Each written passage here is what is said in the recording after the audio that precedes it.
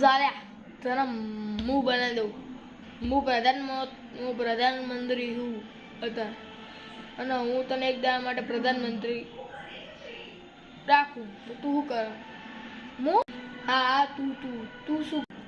એટલે મોદી સાહેબ, હું તમારો જો પ્રધાનમંત્રી હોય જ ને, હા તો શું કરી લે તું? હું હોય તો તું હોય તો તું શું કરી લે?